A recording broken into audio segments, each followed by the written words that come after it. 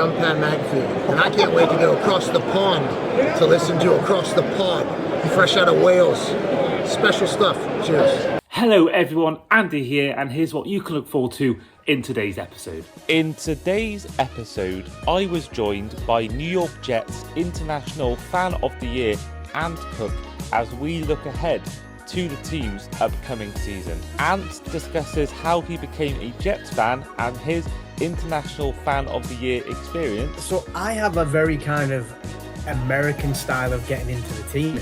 I was the first international fan this year to go out on stage. Ant discusses the return of Geno Smith. Even his bad seasons are better than some of the seasons we've had recently. I ask Ant whether head coach Aaron Glenn is on borrowed time. I can't see him having another 3-win season.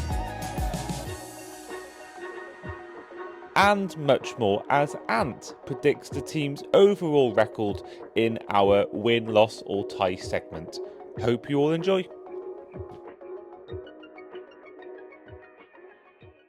Hello everyone, and welcome back to the Across the Pod NFL podcast. I am, as ever, your host today, Andy Davis, and we are on Team Season Preview 19 out of 32. We are officially the halfway point of the season previews.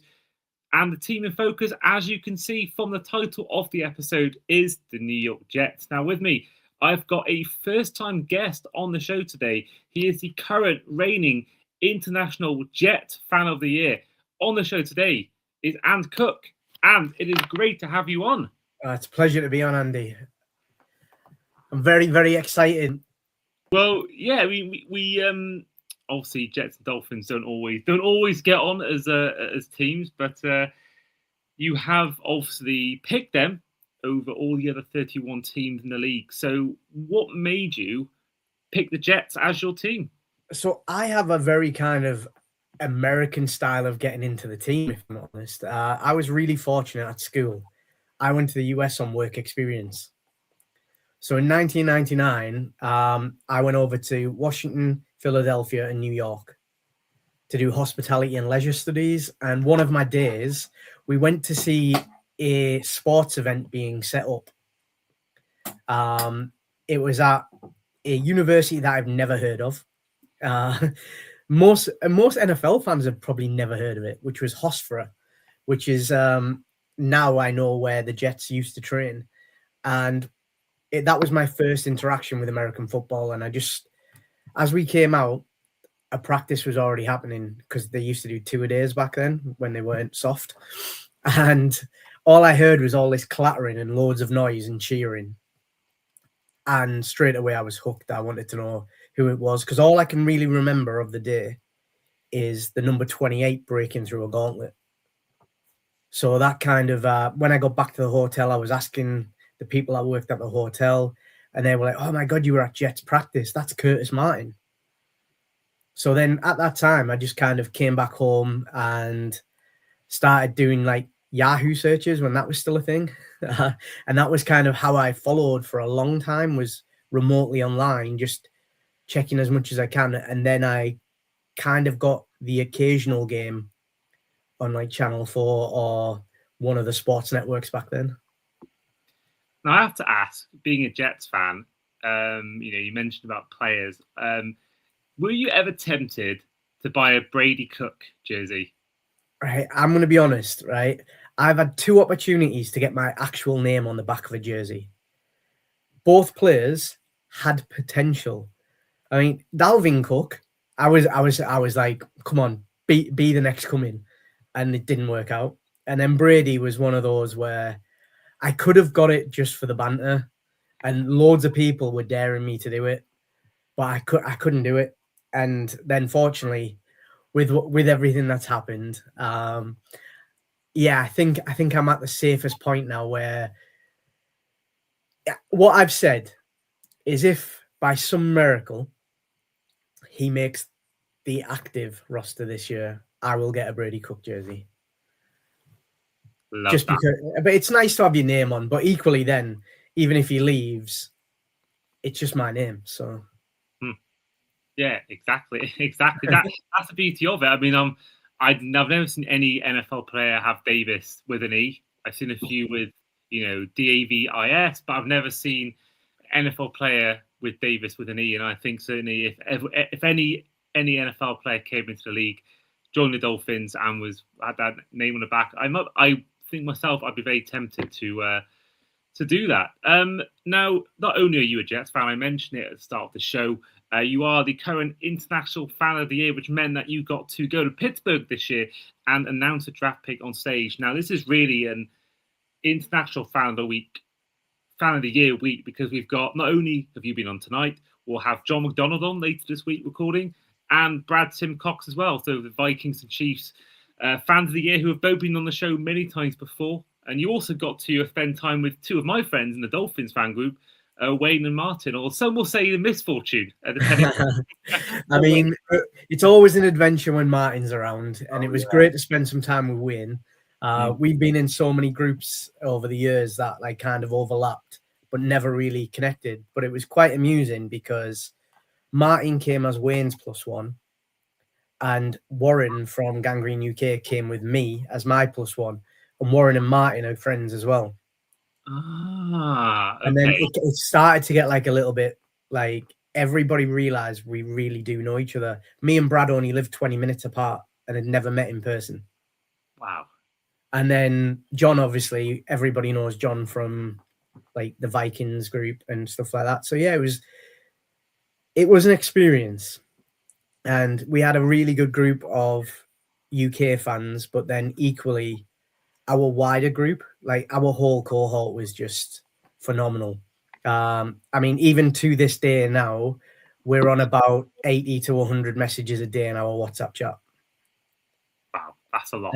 And every fan is in there and it's active, and everybody's really comfortable with everybody now. So the levels of banter do go up and down. It gets a little bit harsher when Martin's around, but we love him for it. Well, there's nothing Martin loves more than a group chat, I think. That's it.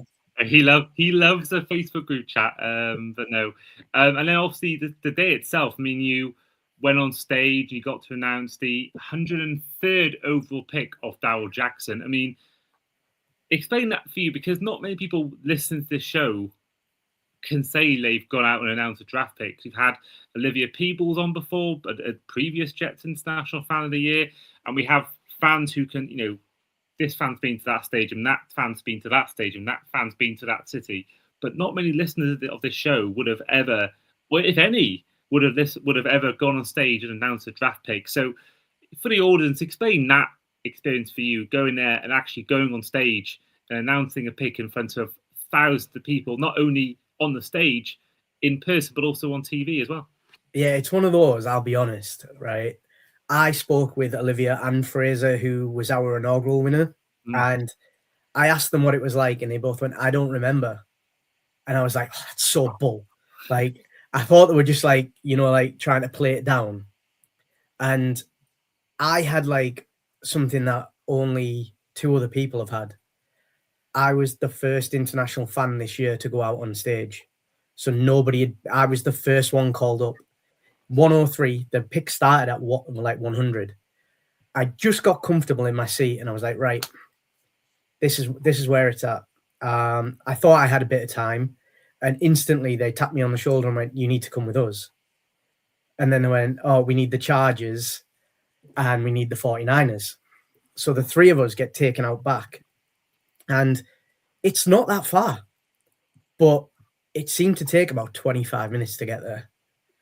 And then we're behind and you feel the nerves. It's not as big back there as you imagine, where they do the picks and where the picks come in. And the day before, we'd got to go through all of the backstage area, see how the picks come in, and kind of see all of the moving parts as is. So we're stood there, and I realized that my pick is the first one up, as long as we don't trade it. And the nerves were coming mainly because I didn't have a voice at all. I was using spray, lozenges. I'd been doing it for nearly 2 days to keep my voice. So much so, one of the guys backstage asked me if I'm going to be able to do it because my voice was pretty bad. And I showed him what I had, and he went, don't worry, I've got something better. And then straight away, the nerves hit again. And then Roger Goodell comes over, which we didn't even see him coming.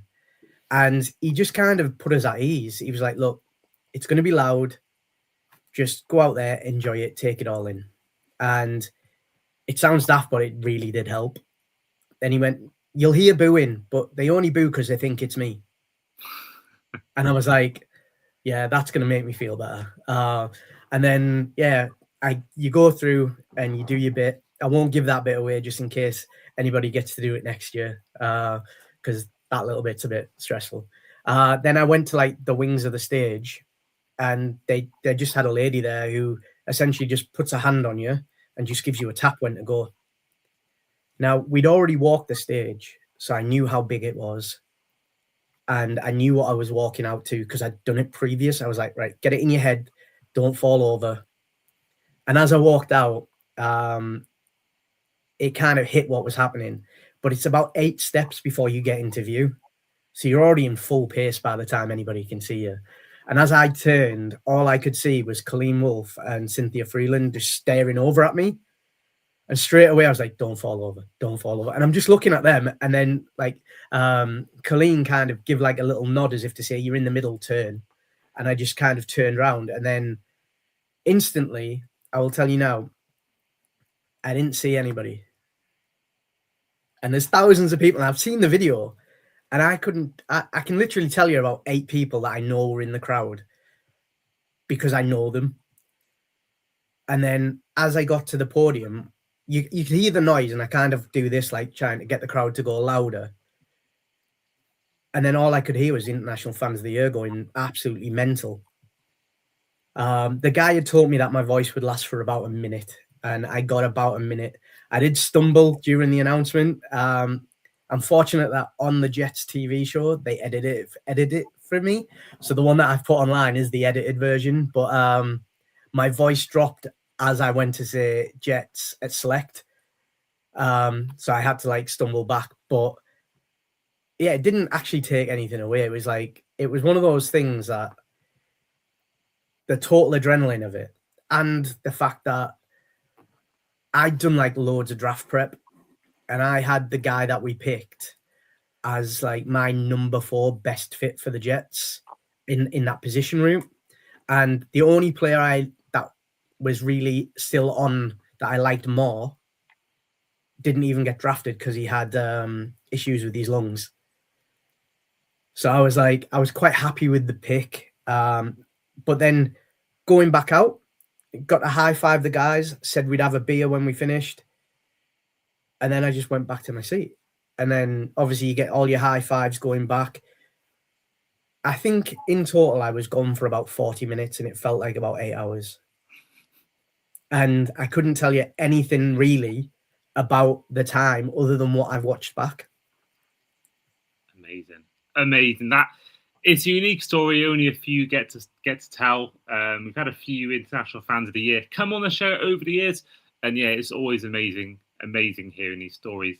We'll move on now to the ins and outs of the Jets off-season. So the main ins include the likes of Geno Smith, Minka Fitzpatrick, Demario Davis, Andre Sisco, Javon J. Sweat, Yongwei Koo, Cade York, Jason Sanders, Tim Patrick, Landon Young.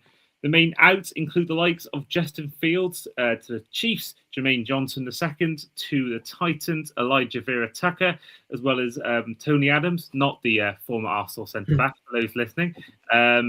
Youngwei Koo ended up leaving after being signed, as well as the likes of Matt Delana, Kellen Robinson, Kobe Barnes, and Jalen Waltall.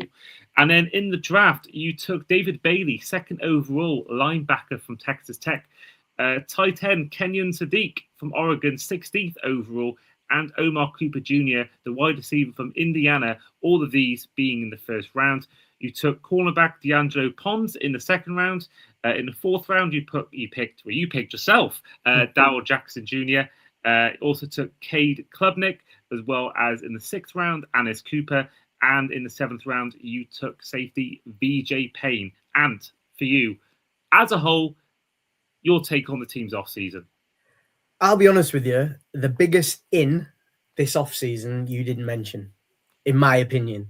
Because And it was the addition of Carl Dunbar, the D-line coach.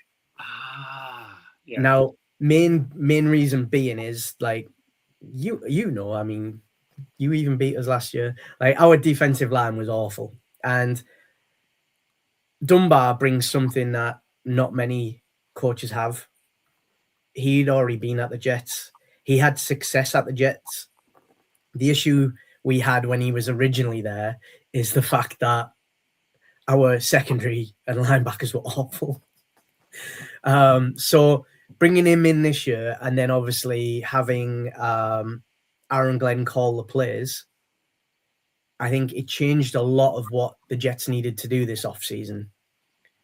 Now, the addition who you mentioned of Sweat, I think was absolutely solid, because what went wrong for the Dunbar defense originally in the first spell was that the guys that they had up front had to be able to move. They had to be able to play like 3 and 5 or 0 and 1, and then even like a 1 and a 3. We didn't have that in our team last year. So what we've done is we've brought in Sweat, who can play 3 and 5. He can also play 0 if needed as a penetrator.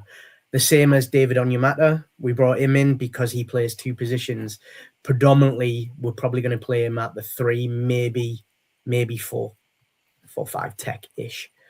He's going to be disruptive. And that's kind of what, when you look at all the players that we've brought in, it fits in what went wrong last time, because we brought Demario Davis in because Jamien Sherwood as a linebacker is a very, very good instinctive player. Everything that goes wrong with Sherwood is the minute you put the green dot on his head, he has to slow down his reaction to be able to tell everybody, which then makes him a not very good linebacker. So if you bring Demario Davis in, even just for 2 seasons, to let him kind of coach Sherwood on the field, like we intended CJ Mosley to do, when Mosley was playing, Sherwood had some of the best games he's ever played. So I think that kind of, the Demario Davis helps that side. And then you need somebody in the full secondary who can help call the defense. And we added Mika Fitzpatrick, which, let's face it, he's not Mika from 5 years ago, but he's still high football IQ, commands respect from players. So I think defensively, that's where everything kind of fit in place. So the ins and defense, I think we've became a better team. We've became a very different team. I mean, Dunbar's last spell with the Jets, the 3 years, we got 47 sacks, I think it was. Like, we're lucky if we get 4 sacks some seasons at the minute. Like, so I'm really happy on that side of it. And then, as you mentioned, we brought Geno back. Geno's one of those players.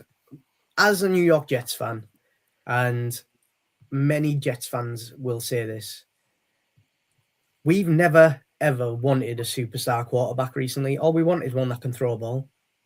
Just an average. Average would do us right now. Like, I'm sick of going into games knowing that the QB can't throw a ball. I mean, you've witnessed it. You had Zach for a bit. Yeah. I mean, I went to one game at MetLife and I was on the field more than Zach. Which game was that, can I ask? I think it was the Bears. No, yeah, the Bears game, I think it was. Was that 2022? It might have been, yeah. Yeah, because I was at Jets Bears in 2022 at MetLife.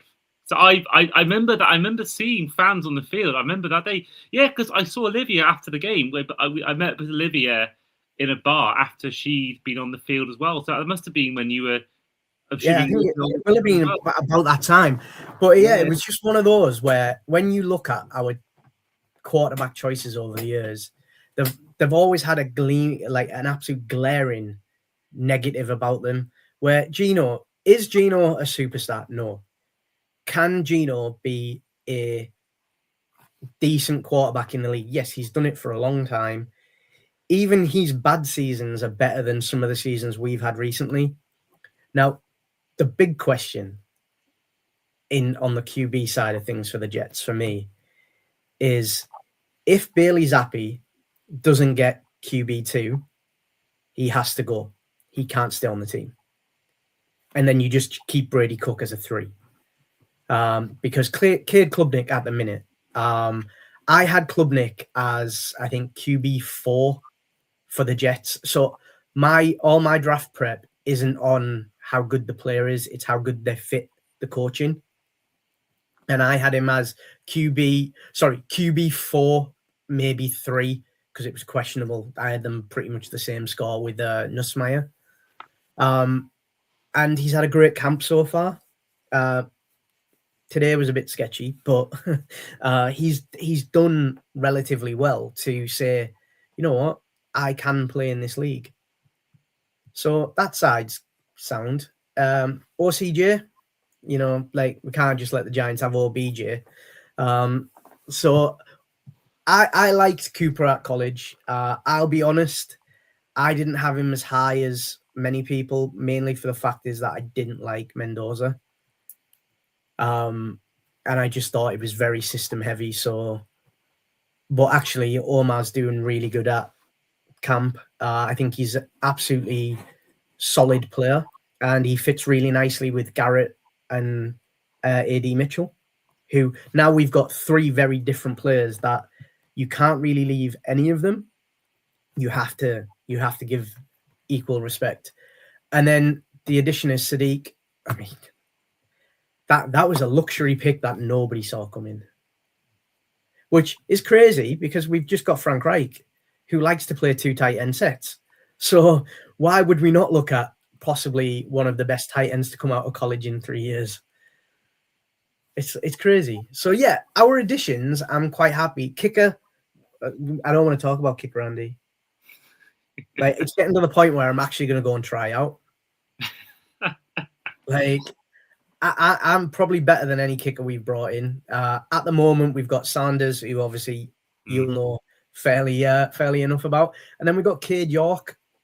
Everybody seems to be leaning in that York's going to take it, but I'm not overly bothered or whelmed about either of them, to be honest.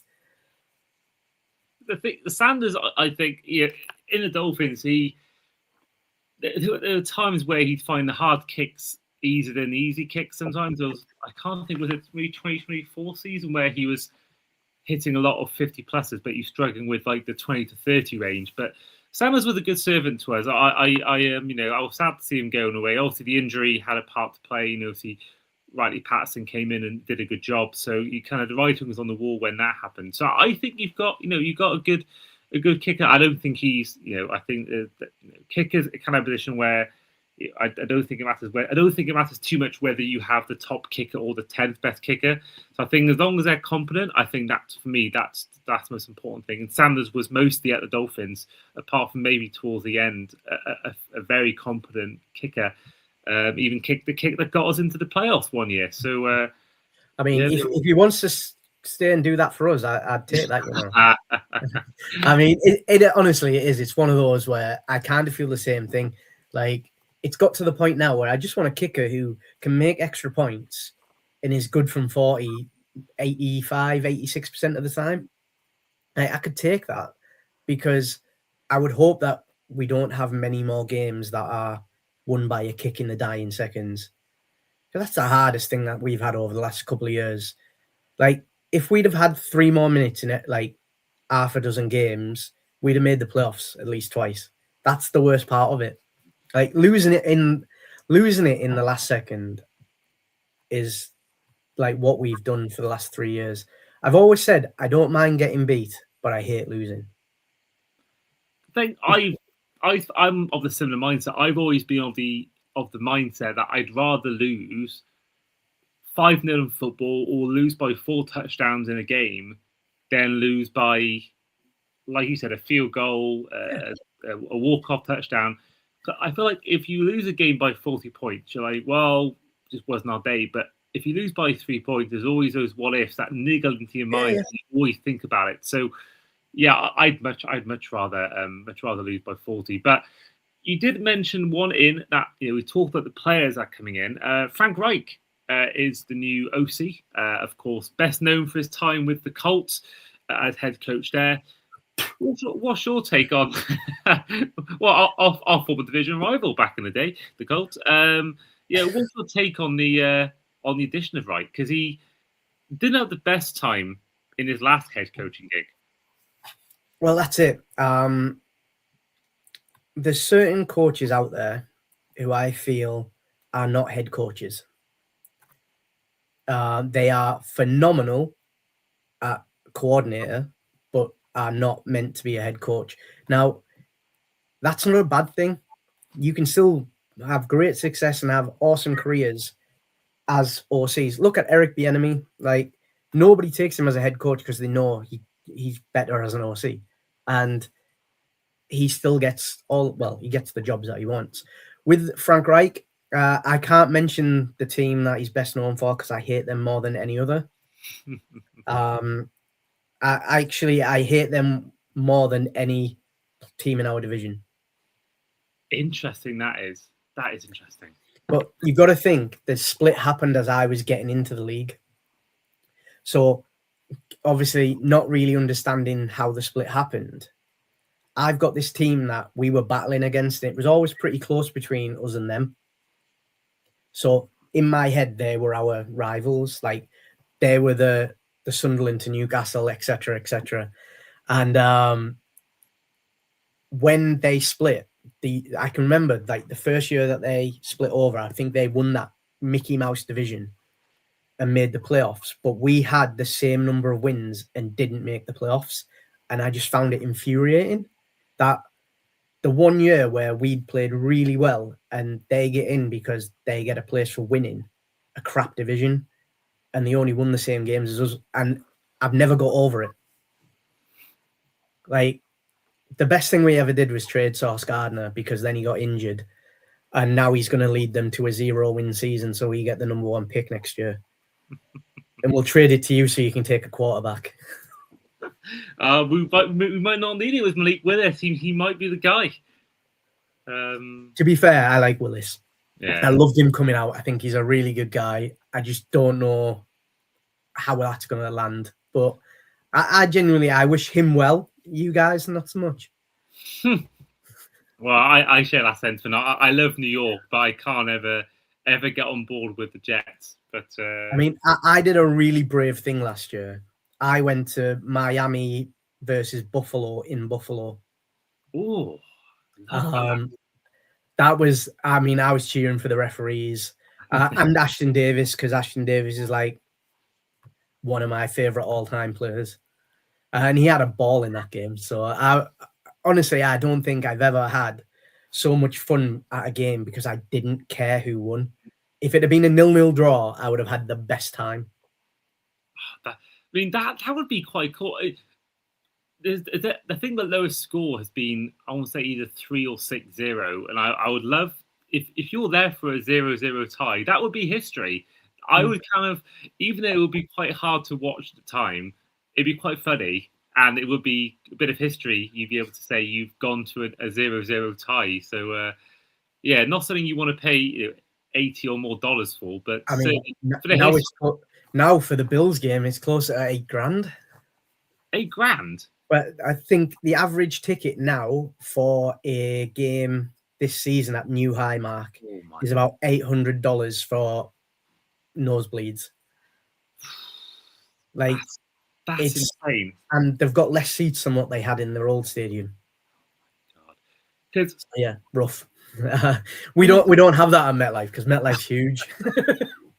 Yeah, I think my ticket cost about £60 and I got to watch Mike White against Justin Fields. But I actually wanted to go in because I want to shout out David Cabrosh, friend of the show, Bills season ticket holder.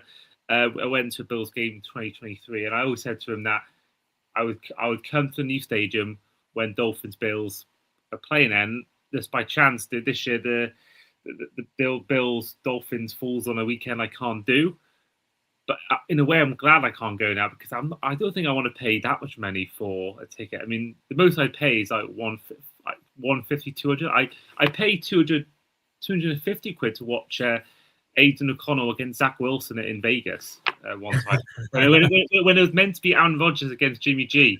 But no, I think. Well, yeah, I feel like you got robbed there. Oh, massively. I'm a huge Aaron Rodgers fan. So for me, even though it was the Jets, I was like, oh, I really want to see Aaron Rodgers play.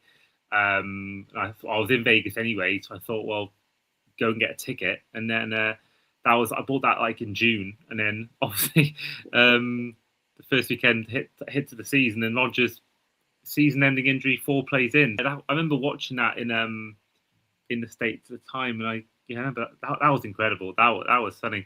Again, it's one of those ones where you want both teams to lose. So again, it's one of those ones, like you said about the one you went to in person. This is one that you can attend, that you can watch on TV and just enjoy for the game itself.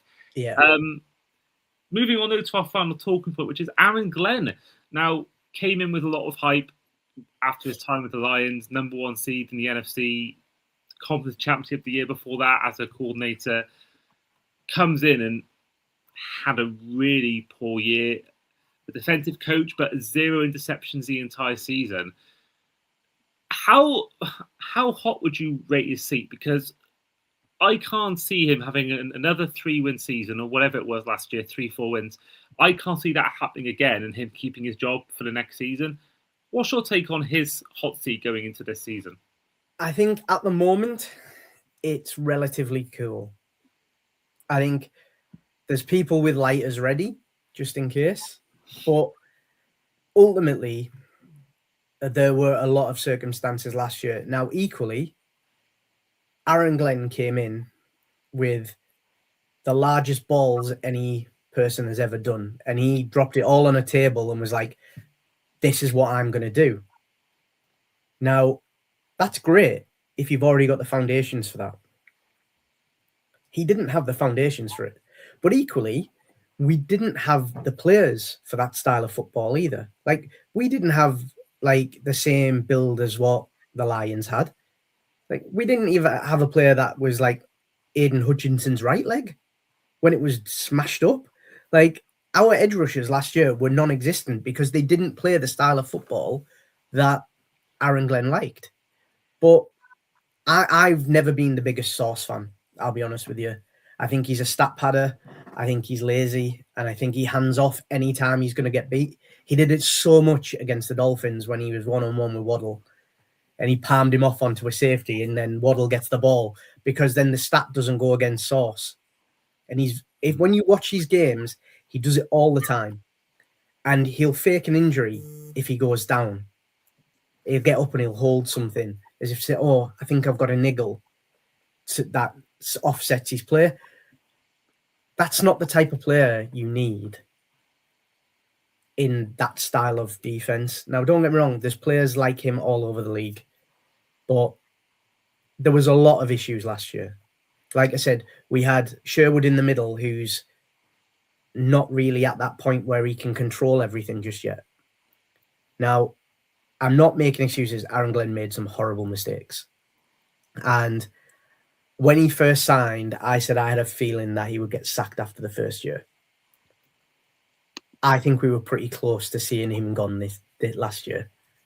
What's happened now is they've changed the team enough where he'll get a bye for 6 to 8 games. If we go out and go 0-8, which I don't think we will, but we'll get into that, he could go. But I very, very much doubt. I think he's guaranteed this year. And I think if he gets anywhere near 500, he's safe. As long as they're playing good football. And that's, I mean, we don't have the easiest schedule. So Aaron Glenn, I don't think is in hot water yet. I think he could end up in it. However, I also think that he's got almost a bye for this season. Interesting. Okay, because yeah, I mean, I think the fact he had no picks last year was insane to me. But if you go again the whole of this season with 0 picks, that's quite. I know obviously there's a defensive coordinator there, but you know, for the fact that he is a defensive-minded coach and he's taken over play calling as well, for them to have no interceptions again this year would be a bad look on him as a coach. Now, of course, they could do that and still have 8 wins, and that'd be fine. But I just think, that needs to be worked on a lot. And but I will say though, on Sauls Gardner, I mean, it looks like you won that trade at the moment. I remember being in Berlin the day or two after he signed when the Colts were in Germany. I remember thinking, this is going to be a great move. It's going to help them go that one step further. And then what's happened since is the Colts won that game in Germany, didn't win the rest of the year. Gardner got injured, and it just, for me, what's happened since, I think you guys have, and I do feel like in a way the Cowboys have won the Parsons trade right now. What's happened with him, and I think you guys have accumulated draft picks, and I think, it could be a massive stroke without even it meaning to be.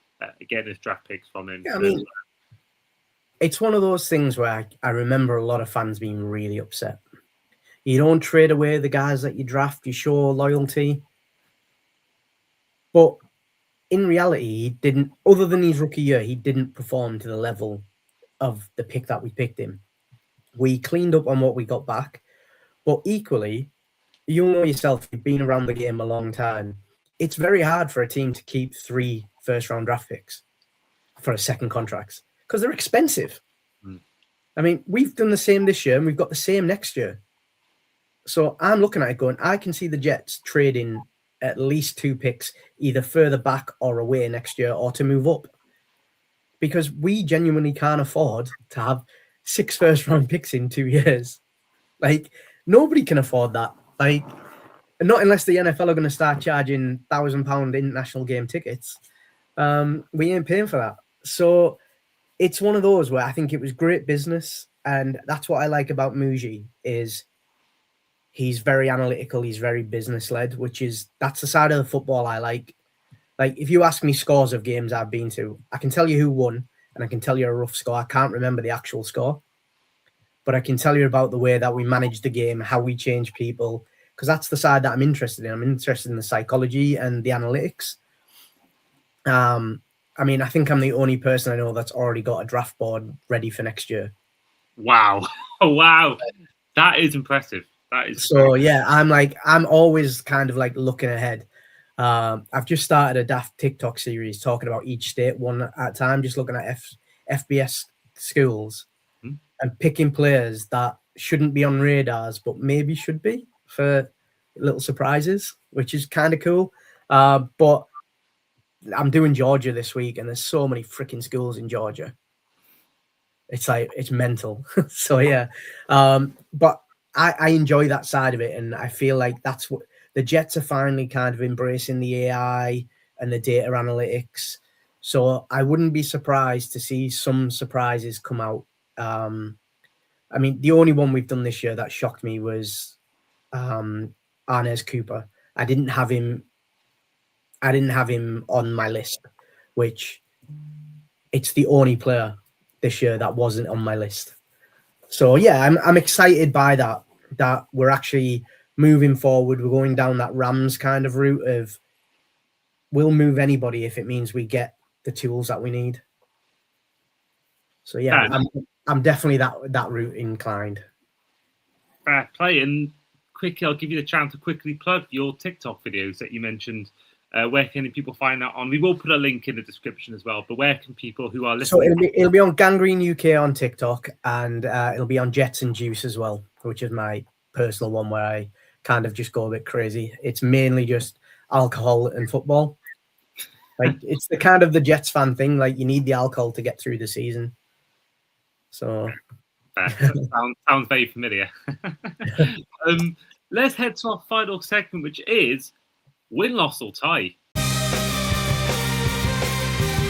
So for those of you that aren't familiar with this segment of the show, every fan that arrives on the podcast predicts their team's overall record by going through each game and answering with the simple answer of win, loss, or tie. Now, the Jets season starts on the road in week 1. You travel to Nashville and take on the Titans. Ant, win, lose, or tie? Win. Okay. Week 2, taking on the Green Bay Packers at home. At this point, Parsons will be injured, so you're Parsons light against the Packers. Who wins this for you? Jets win. Okay. Good start, 2-0. Week 3 is your first of 2 road games, and they're both involving the NFC North. And the first one is against the Lions. This will be a tight game that I think we will lose, but it'll be really close. Yeah, of course, Aaron Glenn going back to his old team. I'm sure they'll be up for the fight there. Week 4, I mentioned NFC North. This time, you're taking a trip to Soldier Field and taking on the Bears. I think we'll get beat, but I think Williams will be picked a couple of times. That's where the picks will come, and everybody will rejoice.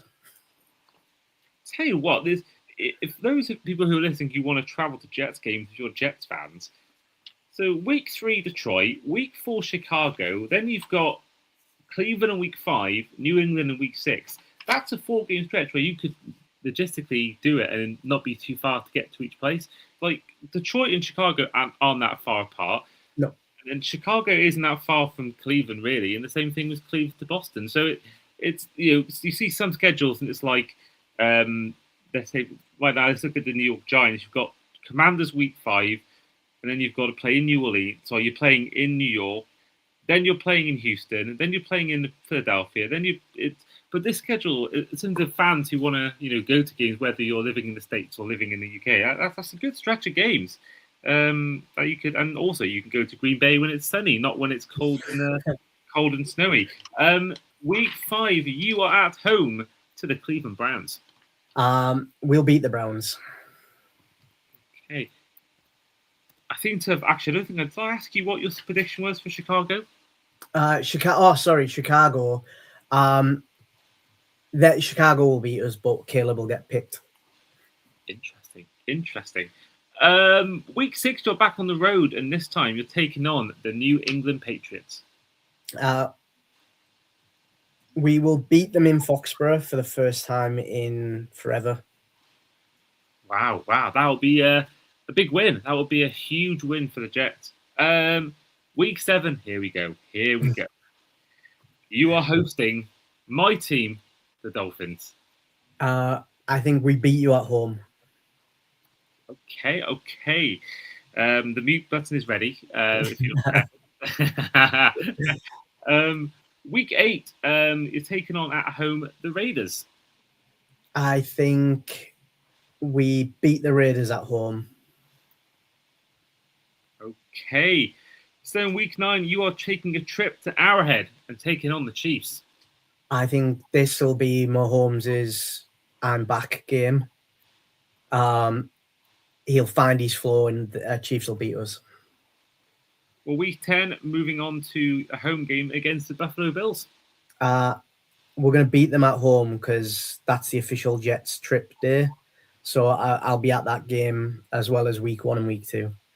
Oh, so you're there for week 1 and 2 as well. So you'll be there for the game against the Titans and the game against the Packers. Wow.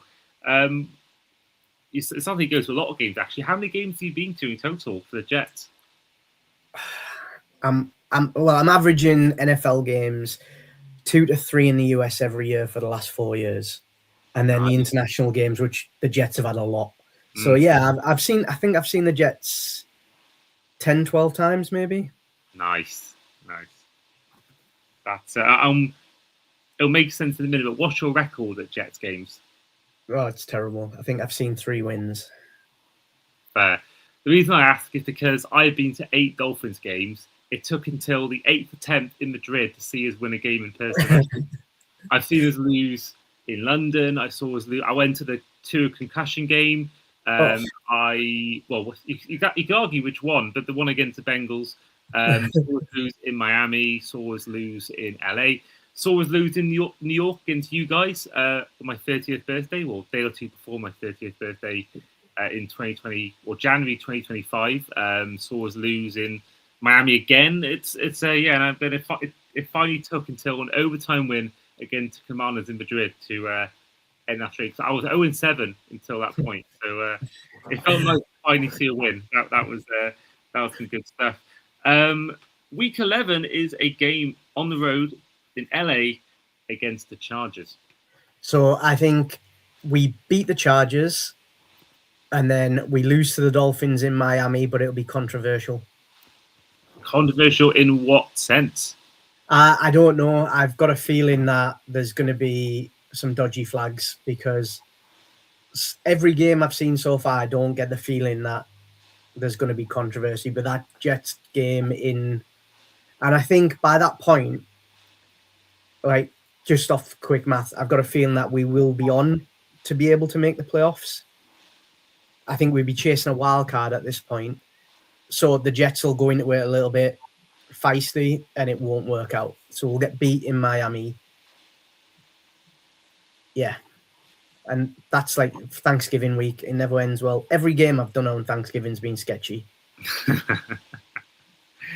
mean, I can't believe you're so far 8-4. I was not expecting such optimism going into the season. I mean, it goes a bit sketch now, though.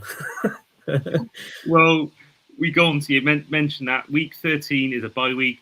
Week 14 is a team we've just done an episode on, the Denver Broncos. Yeah, I think the Broncos will beat us. I hate playing the Broncos. If you just said to me, you can take that as a loss now and nothing else happens, I would do it because bad things happen when we play the Broncos.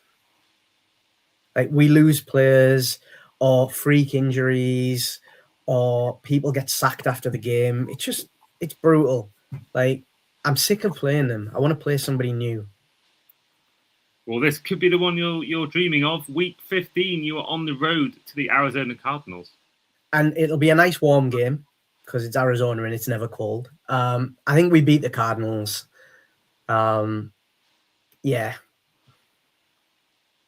Well, we mentioned before on our Cardinal show, our friend Ollie is going to be going to this game. So hopefully, one of you two is going to get a win. And yeah, I mean, hopefully it's Wesley Walker will be there hosting the Jets fans, I'm sure, because that's where he lives now.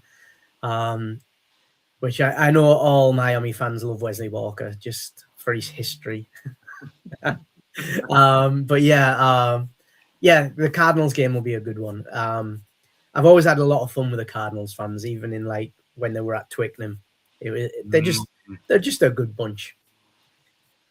Yeah, I mean, not many Cardinals fans I know of in the UK, but no, they've had some character building. I think probably same with your fan base and my fan base. To be honest, I mean, as a trio, not much success between us all. I mean, I feel like the Cardinals are the new Lions. Can you remember like 10 years ago when you couldn't see a Lions fan anywhere? Now that's kind of like the Cardinals, but then you find one and then you find 10 or 12, which it's pretty good for them. Yeah, I'm so surprised with how good Fitzgerald was, and kind of that time where he was in his prime. People were getting to the NFL. He was at his best, and I'm surprised I know obviously there's a few people I know who are Cardinals fans because of him, but I don't see many Cardinals fans in spite of that. Whereas I was in London the other day and I saw I'm on Ross and Brown Lions jersey being sported in London. So yeah, interesting. Week 16, you're once again playing the Patriots, but this time at home. And this is the one game where I'm gonna give it to the Patriots. I do think we split with them. I would like to beat them in Foxborough just because we've not done that for a long time. But it could they could swap around, but I feel like that would be the present from Robert Kraft would be us losing just after Christmas. Yeah, I hate playing them at Christmas, but it is what it is. Well, then week 17 is your final home game of the regular season. You have a home game against the Vikings. I think we'll beat them because I think that Kyler will be injured and they will have to play number 9. And I liked McCarthy coming in, but I think he's had one too many hits to the head. So yeah, I think we beat them just on the fact that Kyler's out. Well, fair enough. And then week 18, you are facing on the road the Buffalo Bills for your first ever game at the new Highmark Stadium. And for the final time this episode, win, lose or tie. Well, if the Jets have already made the playoffs, we'll get beat. If we haven't, we'll beat them at Highmark and we can just be like, that's what you get. Well, you're currently 10-6. So at that point, you think 10-6 is that enough to make the playoffs in the AFC weaker conference? It might be, but it might not be. It's a tough one to call. 10-6. So it'll be tight, I think. But I have us on 10 wins because I have us losing that because we're already in. Because I'm counting on you and the Patriots. Well, I don't think the Patriots will be as good as what they were last year because they were lucky. I don't think the Bills will make the playoffs this year. Oh wow! So you're predicting that the Jets win the division? I think it will come down to that game for the division. Wow, that is. I was not expecting this sort of prediction. I was expecting maybe a 6-win. I'm very optimistic, but like I say, I like the analytics, and they've lost a lot, and what they've added isn't as good as what they lost. So, but equally, I don't like quarterbacks, so Josh Allen doesn't sell me on it. He can't keep playing the way that he's been playing without a fall off.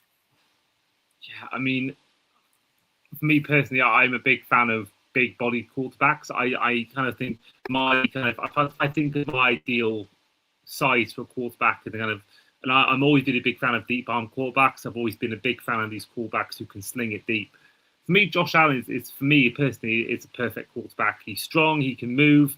He's got a deep arm, a big strong boy. That's kind of, some people like scrambling quarterbacks. Some people like, but I've always been a big fan of the deep arm, deep ball quarterback. So Josh Allen for me, I think he's the man, and I think he will be the reason why they all do well. And I just can't picture Joe Brady lifting a Lombardi Trophy. I'm looking at him. I said it before on the show. I just can't picture that man holding a Super Bowl. I just don't see it. I don't know what it is. I don't know what it is, but I just look at him and think, I just can't picture you on that podium in a Super Bowl lifting the Lombardi. But no, I think the AFC is wide open. I think there's a real gap this year for someone to like a Houston to break through and make the Super Bowl. Like the Ravens and Bills, the best two teams, but they've got new head coaches.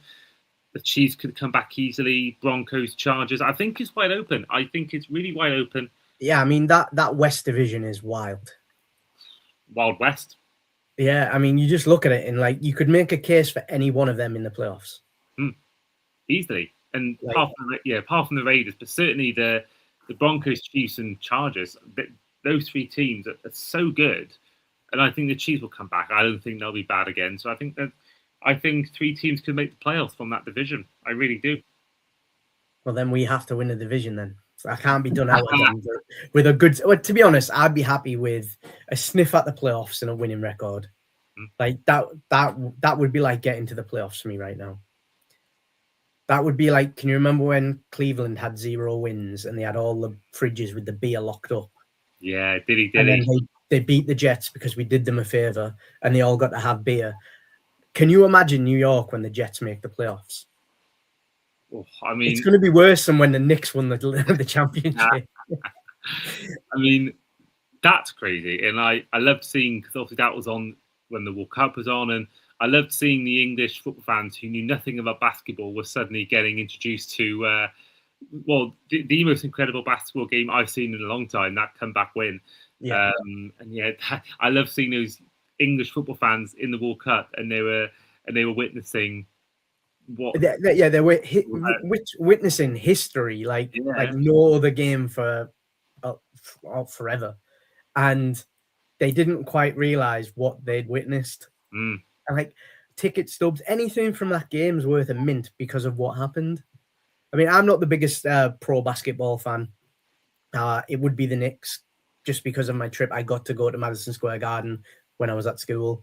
I tried on Patrick Ewing shoes, all that type of stuff. Got to take a shot on court, like super cool. So it was like, I mean, the coolest thing I got to do is at that time was just after the WWE had the Boiler Room Brawl at Madison Square Garden.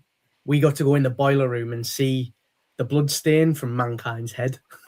And like, that was because at the time I was into wrestling. It was like, oh my God, that was 10 times better than actually going on the court, because I wasn't huge into basketball. So yeah, the Knicks would be my team.